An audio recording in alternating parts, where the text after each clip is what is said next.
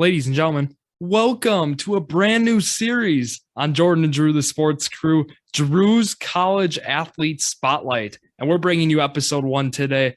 My name's Drew Skyberg, no Jordon Lawrenz today, and it's probably going to be like that for the rest of the series. It might just be me talking to some college athletes and whatnot. We got a special guest for our first episode to kick it off, a Division III track and field competitor. We already had him on the show before, Jonny Timm. And Johnny, we go back a few years. I mean, I've known you for a while. How you doing today? Great, Drew. I'm great. And yeah, a few years, I'd say, wow, that first grade, second grade, come to think of it, we do go back. Yeah, it's been some time. And yeah, so basically this series, I'm going to be talking to some college athletes.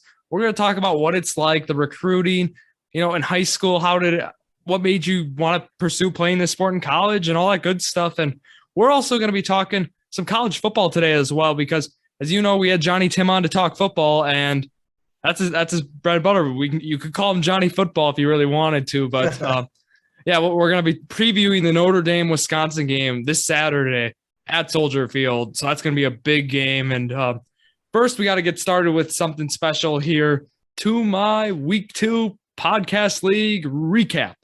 Week 2 of the 16-team Podcast League has officially come to a close here, and boy, oh boy, we had some thrilling matchups. Let's get right into it. First up, Team Alex, Team Jeff. Team Alex comes out with the dub here, 139.98 to 131.16. Team Alex gets first dub of the year. Team Jeff falls to 0-2. Notable players for Team Alex: Cooper Kupp, 36.8, TJ Hawkinson, 20.6. Notable players for Team Jeff: Josh Allen, 16.66 points only. Aaron Jones, 41.5. Bills defense, 22 points on the dot. Next matchup, Team Caden edges Team Clay in a comeback victory, 143.66 to 137.98. Team Caden goes to 2-0 here in the Skyberg division. Team Clay falls to 0-2, however, and Caden had a wonderful comeback this week. Lamar Jackson, 32.26 points for him. Brandon Cooks, 22.8. Travis Kelce, 23.9. And then for the Bucks Believer, he had Derrick Henry this week, so he did well with scoring points-wise. 47.7 points for him. Julio Jones, 18.8 points as well. Michael Pittman, 20.3. So he had a pretty good week there, but he falls to 0-2. That's how fantasy works sometimes. Next game, Team Carter against Team Zach. Team Zach in a blowout victory, 107.48 to 74.22. Team Zach had everything going for him this week. I mean, he had a better matchup as well. And let's look at it. Devontae Adams, 20.1. Chris Carson, 15.1. Dak only puts up 7.48. But like I said, better matchup. Team Carter only put up 74.22 points. So it mattered who Zach played, because a lot of the teams we just mentioned, they would have ended up beating Zach. So Team Carter, however, rough week indeed. Saquon only puts up 8.9. Patty Mahomes still puts up 24.002 points. So nothing much there, though. However, for the rest of the team, Landry got hurt, so that really hurt his team, 1.9. Jason Sanders of the Dolphins ended up not getting any opportunity to kick, really, so that hurt him as well. And then the Cardinals defense puts up 1 point against the Vikings. So just a rough week for Team Carter. He's against me this upcoming week, so we'll see how that game goes. Next week of games, however, Team Caden and then double trouble, Mara and Mal. So at 112 to 68.92 victory for double trouble there. And yeah, one of these weeks again where you did put up 112 points. Pretty good. Would have lost to a lot of other people in the league, but when you face someone who puts up 68.92 points, you're going to win. So Trevor Lawrence for Team Caden didn't do much. Nobody on the team really did much other than Diggs. Cooper was questionable during the game, 5.4 only for him. Colts defense, 11 points. When your defense is your second highest scorer, you're bound to have not so great of a week, and that's kind of what we saw here. However, double trouble, they started Kyler Murray, Alvin Kamara. Alvin Kamara only had 7, but Kyler Murray had 33. And then DJ Moore also put up 21.9. Darrell Henderson had 17.2. So big week for those guys. Kind of carried them to the dub there. 1-1 for both teams now. Next game, Jonny Timm, the guy who we're about to listen to talk some college track, loses 109.54 to 114.4 against Team Derek.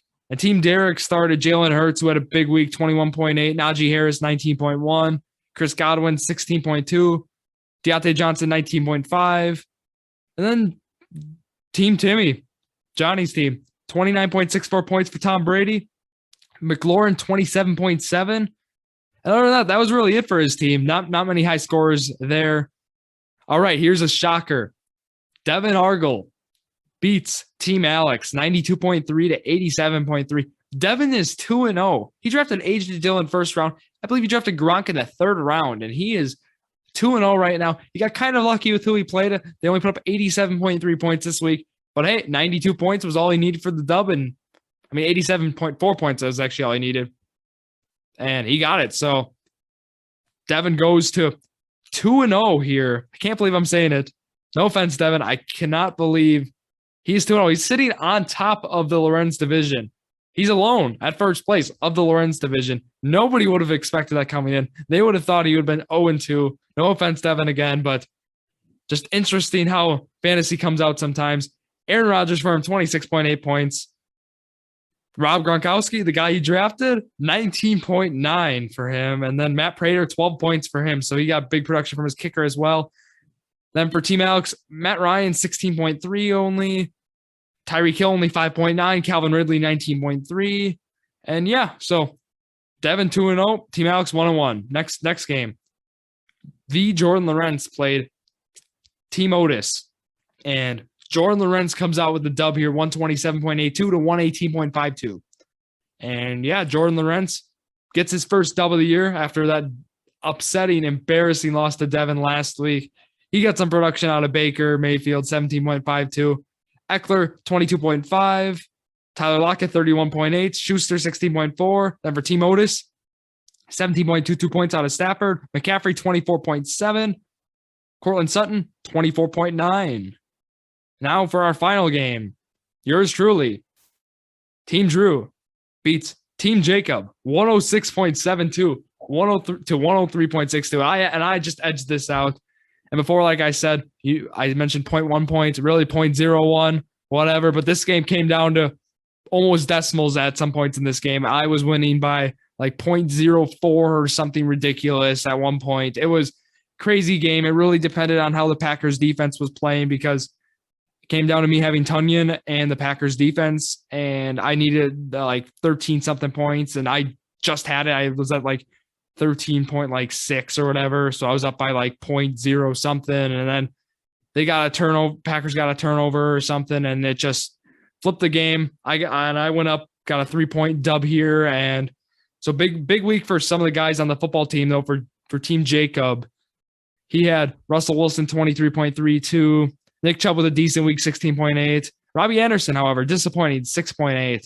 For Team Drew, however, Justin Herbert, only 14.72 points. He's been disappointing so far. Jonathan Taylor, only 6.3 points.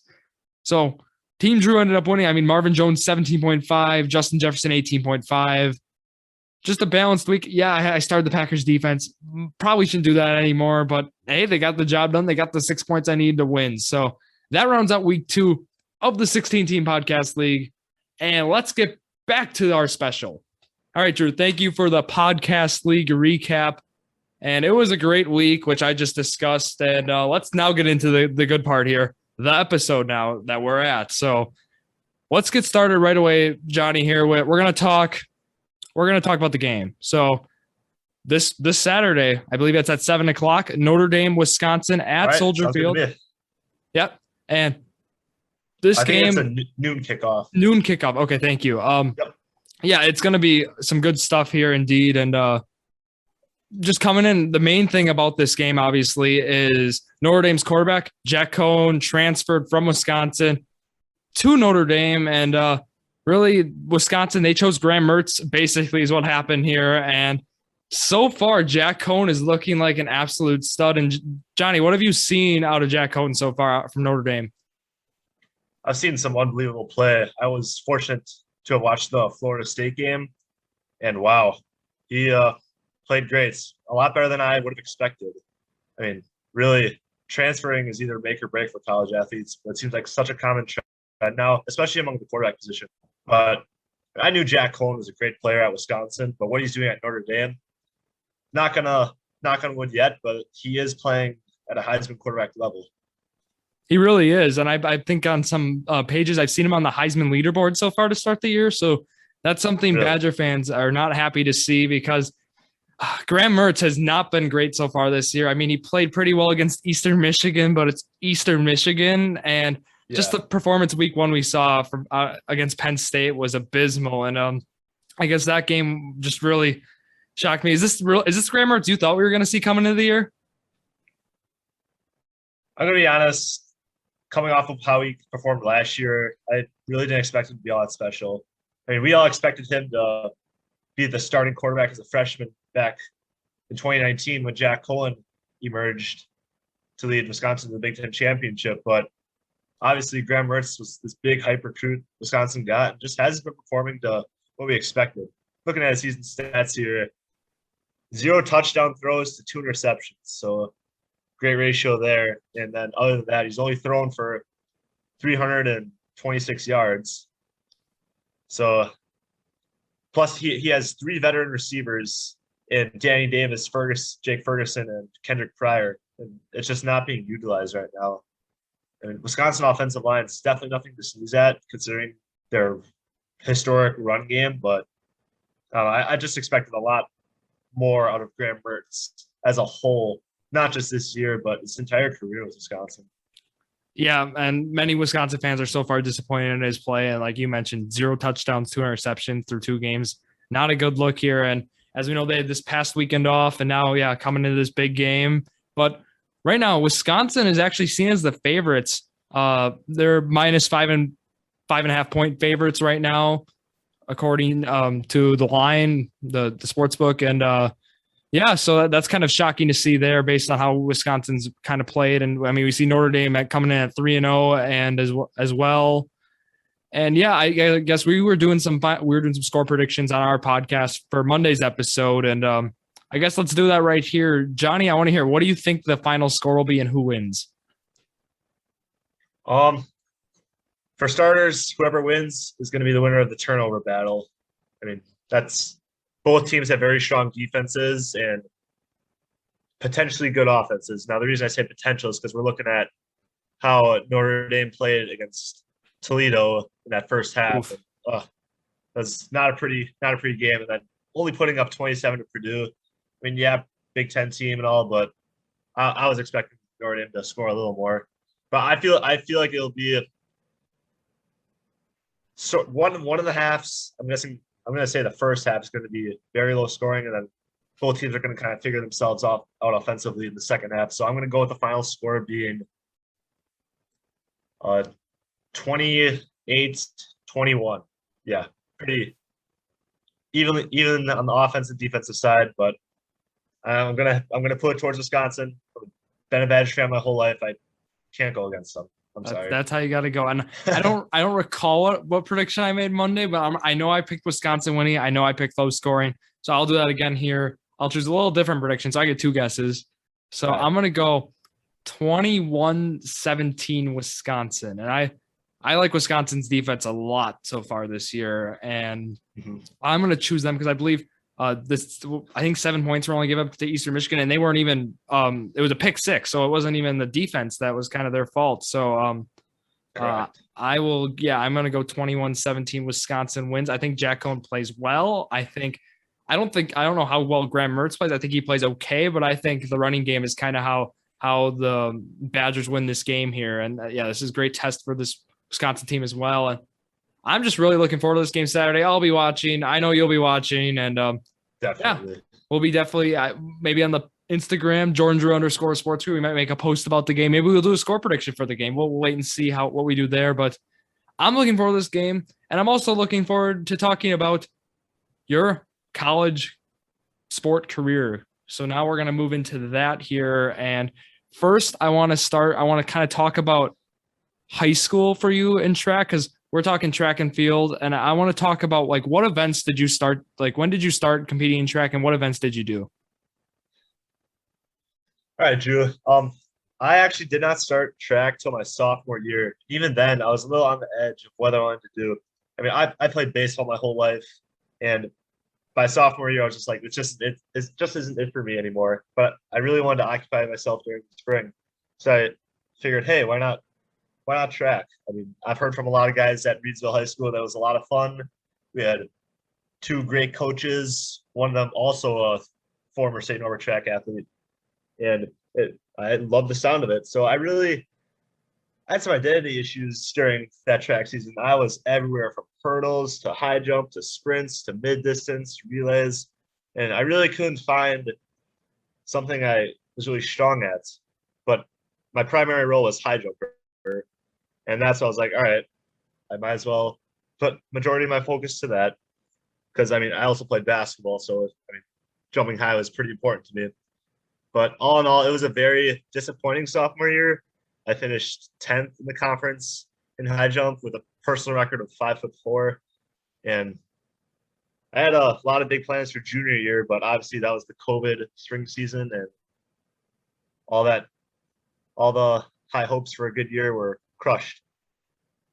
Yeah, and So okay, you go ahead. go ahead. Oh yeah, I just want to mention, yeah, you mentioned basketball. I mean, that's a big thing in the Timm family, as we know. And I think high jump, I think track was a great decision from move from baseball to track. Keep yourself involved and whatnot. And plus, yeah, jumping. I mean, basketball, like that's what you do. I mean, didn't you play center your senior year, power forward? I mean, where they play? I did. Yeah, so I'm sure track really helped you out there in the jumping aspect and whatnot. And yeah, so let's hear more about the track story. Yeah, and then when I started looking at colleges, I hadn't even thought about like college cross or I also did cross country and track, but I had never thought of either of those for a college sport until my senior year of cross country.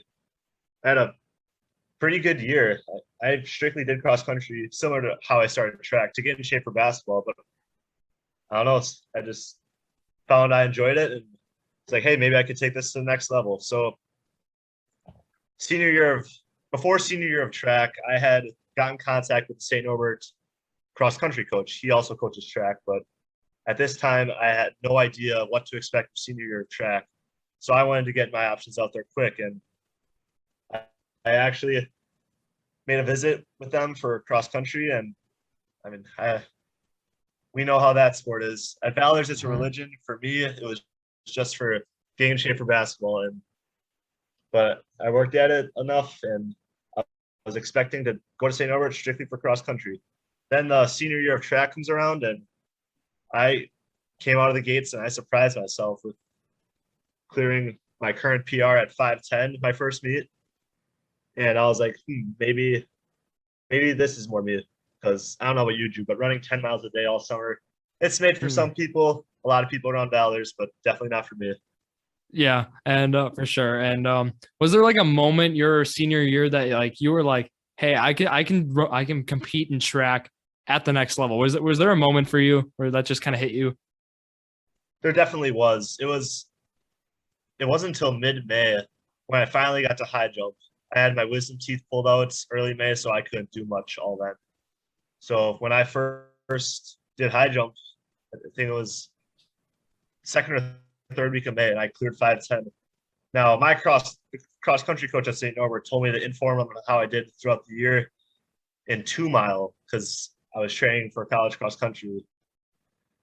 And I told him I didn't run 2 mile that day because my wisdom teeth were still bothering me a little bit from the pole. But I informed him of my high jump techniques, and he's like, maybe we can make something out of that instead. So the season went on, and competed at conference, won my first conference title for an individual events. It was a great experience for that. And so I was all in for, at the time, to do cross country and track, although I would drop out of the cross country program because from there I was like, all right, I know I'm way more competitive at high jump, and like, thanks cross country, got me in a lot of shape, but just wasn't for me, you know. So as the season went on, we had regionals for high jump, and I went into regionals expecting a little more of myself, but I had a very terrible performance. I did make sectionals, but I was a little skeptical of my performance there. And then comes the day of sectionals. And the top 4 of sectionals make state. And I was projected 7th. About an hour before the meets, my stomach was not feeling okay. And I tell myself, like, oh my gosh, this is not at all what I was hoping for. And right as we're about to compete, the St. Norbert track coach shows up. I look in the stands and there's Coach Augustine sitting there waiting for me to start my day. That's when it all hit me. It's like, he's going to see me and he's like, this could be the end because I'm not in a position to perform today. And like, as it turns out, I ended up doing very well that day. I don't know what hit me, but it was a wave of adrenaline, and I ended up taking 2nd at sectionals, and it was on to the state meet, which my last season of my last high school sports, I couldn't have asked anything better to finish at the red track at UW La Crosse. That also was a great experience. And although I did not perform the best there, it was a great time, definitely. And I had the privilege of watching my teammate Brian Garachik win 2 state titles in both 110 and 300 hurdles. So although my track story is kind of short considering I've only had 2 real seasons, definitely grateful for my time in high school with track, and definitely now zero regrets. Awesome. And so would you say your best track moments so far, would it be making it to state? Yes, most definitely. Awesome. And that's great to hear. And I want to, okay, now, I mean, we talked a little about the recruiting process, but like, I want to hear about like why St. Norbert College. Did you have any other colleges reach out to you, or like what made you choose De Pere as the place to go to college? I had looked at a lot of other smaller colleges in the area. I had 2 older brothers go to St. Mary's in Winona, Minnesota. One of them who played basketball there. And so watching them go there and seeing that they enjoyed it, like the scenery, I'm like, yeah, like maybe this is me too. And then my parents go up to me and they're like, we scheduled a visit for St. Norbert College. No, I had not even considered St. Norbert College as of last summer, because the biggest thing for me was the price tag. Oh, that was a big turnoff for me. But I was like, might as well tour it. And lo and behold, I tour it, and I found a gem. St. Norbert College is unlike any other. So you go ahead. And like at the time, I wasn't even considering college sports because I knew St. Norbert competes like at the national level or close to it in every sport, or at least that's their goal. But then eventually, after I made my commitments, I made my enrollment deposit, and it was actually the day after when I got the email from the track coach asking me if I was interested in competing at the next level. So a week or 2 later, I was there for a visit, and like I saw what they had going on, and I was all in. Awesome. And then, so we've been talking a bunch about athletics. We got to talk a little about academics here. So what are your plans? Like, what do you want to major in? Not to look like I'm copying Mr. Jordon Lawrenz or anything, but I too am an aspiring sports broadcaster, and the communications program at St. Norbert is like second to none, especially in the Green Bay area where there's a lot of internship opportunities. I'm sure Jordan can relate to it, but there's also a lot of opportunities on campus. And this fall, I'm looking forward to broadcasting soccer and volleyball games for the Green Knights. And other than that, classes are a little challenging here. Obviously, I'm sure for you, Drew, the transition from high school classes to college classes was a little surprising, but I mean, I'm in a nice routine now, and professors are good here. People are nice here, and there's a lot of resources if you ever need help to like get to it. Because I mean, obviously being a student athlete is nice, but I truly understand now why students come first. Yep, good answer. And also, I mean, how are the class sizes looking? Does it compare kind of like Reedsville? Because I mean, private school, looking into that, that's probably a great setting for you, like a smaller class sizes and whatnot. I mean, I'm not sure class sizes could ever get much smaller than Reedsville, but I mean, I do like the small college setting. Everything's close by. I'm not sure how it is with you at Milwaukee, but I'm sure getting around campus can be a challenge sometimes. For me, Yeah, it's not an issue at all. Everything's nice, compact in one location. And yes, class sizes are about, I want to say 20, 30 kids, but it, it just gives you a more opportunity to course with your professors, right? Get to know them more, where you're like known as a person and not just as students. And that has a lot to do with how they like give you grades or how they handle your academic situation and whatnot.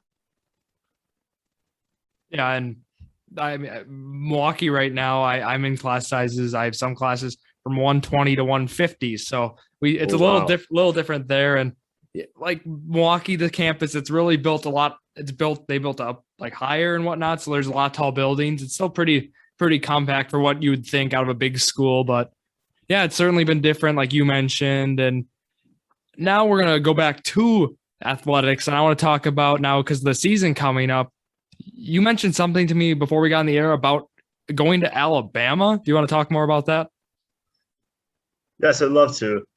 So obviously track is a spring sport, but I mean college it's indoor and outdoor. So but track is one of those sports where you should be in shape year round. So we've already started practice. Literally the first day of class, we had a lifting session as a team, and it's really, I'd say a little more lighter now. But once we get into December, as we approach the winter, that's when it's going to get real. And that's when we have that trip to Alabama. So the day after New Year, we'll be going to Gulf Shores, Alabama for a little training session. I like to consider it track's version of spring training or like fall camp for football, but this is like obviously for track. And what our coach is wanting us to do is to like have heat treatments. So obviously in the winter months, no good for outdoor practice up here. But he wants to condition us a lot, and obviously there'll be fun times in Alabama. I'm sure. I mean, can't all be practice, right? But all in all, from what I've heard from upperclassmen, the Alabama trip's the funnest or the most fun event of the year and the least fun event of the year. So a little mixture, and then when we get home, we get a couple days rest, and then on to the first indoor meet at Ripon College. Yeah, I mean, I never knew. I couldn't imagine. I didn't know St. Norbert, the Green Knights. I didn't know they make a trip to Alabama. So that's pretty cool to hear. And yeah, like you mentioned, Saturday, January 22nd at 10:30 a.m. at Ripon, the College Invitational, the first meet of the year for the Green Knights, and you'll be there. So, I mean, if anyone wants to go, hopefully, I don't know how attendance looks or works for the track meets, depending on with like COVID. I don't know if there's still some attendance restrictions and whatnot, but do you guys have is there a home meet at all for you guys? For outdoors, yes. I think we have a couple small ones, and then Three of them. I got it. all right. April And then 14th, yeah, 23rd, and then 30th. All right. Yeah, but those will definitely be outdoor because our indoor facility is not really suitable for meets. Whereas Ripon has an entire indoor track facility. It's brand new. I had the privilege of participating in the first ever meet there back in high school. But yeah, looking forward to this season a lot. Really a chance to see how much my work has paid off from the time track ended at state this year to now. Yeah, we'll see how much that summer training workout pays off. Yeah, and we'll certainly be checking out to see how you're doing here on the podcast. And yeah, the Northern Athletics Collegiate Conference is what Jonny will be competing in this. I guess it's really winter is when it starts here. And I mean, do you want to talk about some of the schools in there? Like you mentioned to me before we got on, for people who don't know the NACC, could you talk about some of the schools in the conference? Yeah, I can. St. Norbert is just out of the Midwest Conference. We are now a part of what you said, the NACC, and teams wise, almost like a lakeshore, ranging from as far north as Green Bay. So yeah, we're the furthest north school, all the way down to a lot of schools in Milwaukee and Chicago. So like we have Concordia from both Milwaukee and Chicago. We have Wisconsin Lutheran. We have Loras College. We have Benedictine, Dominican. Both of those are Chicago schools. Aurora, and yeah, there a lot of smaller schools. Lakeland's one of them too. That's out of Sheboygan. But yeah, Awesome. I'm looking forward to the competition this year. St. Norbert is one of those smaller powerhouse sleeper schools, I guess. I mean, they frequently throw themselves against the UW system schools, which is good competition, like for the school to go against. So I'm looking forward to competing against higher level D2 teams too. Yeah, this is a huge conference you guys are in team wise. I mean, you were in the Big East in high school, which was also a huge conference, but this Indeed. conference, let me tell you, is huge as well. So, I mean, do you have any final comments, any remarks, anything else you want to talk about? Uh, Not sure. Just looking forward. Just gonna keep working at doing what I love, which is jumping over a barn or a nice soft pit, and looking forward to the season. That's for sure. The student athlete experience is amazing. It's Yeah, stressful, but it's amazing. and Jordan and I, we wish you luck coming this year, and yeah, I mean, keep doing well in the pod league as well. Maybe you'll actually maybe you win the league. So we'll wait and We'll see. see. We'll But see. It's not looking too hot right now. it's always great to have you on, Johnny. And you want to shout yourself out? Absolutely. You can go ahead and follow me on Twitter at Jonny Timm, and by Johnny, no H, please. I get that a lot. And then also go ahead and follow me on Instagram. It's at Jonny Timm25, all lowercase as well, no H. All right, awesome. And then me, So, you know the drill, Instagram, Twitter, Drew Skyberg, DrewSkyberg. So, I mean, this is episode 1 of the Drew's College Athlete Spotlight, and we got some good guests coming up. We got some guys who are running cross country. Hopefully, we can get a guy who plays basketball at Milwaukee D1. We'll see if we can get him on. It's the goal. But yeah, to wrap it up, thank you, John, yet again. I mean, it was great talking track with you, and yeah. Thank you all for listening to another episode of Jordan and Drew, the Sports Crew, the perfect podcast